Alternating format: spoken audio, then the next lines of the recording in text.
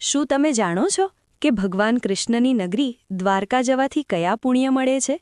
ચાલો જાણીએ આ પવિત્ર ધામના અદ્ભુત ફાયદા. 1. મોક્ષની પ્રાપ્તિ. હિન્દુ ધર્મના 4 મુખ્ય ધામોમાંનું એક દ્વારકા છે.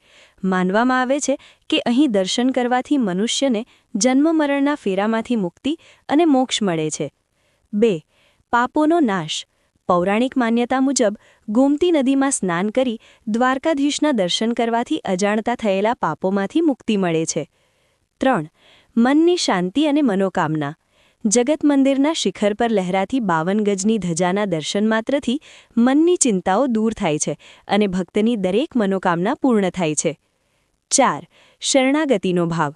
દ્વારકા જવાથી ભક્તને અહેસાસ થાય છે કે ભગવાન કૃષ્ણ આજે પણ ત્યાં રાજાધિરાજ તરીકે બિરાજમાન છે, જે તેના ભક્તોનું રક્ષણ કરે છે. દ્વારકાધીશના દર્શન કોને કોને કરવા છે? કોમેન્ટમાં જય દ્વારકાધીશ જરૂર લખજો અને આવી વધુ જાણકારી માટે વ્રતકથા ગુજરાતીને સબસ્ક્રાઇબ કરો.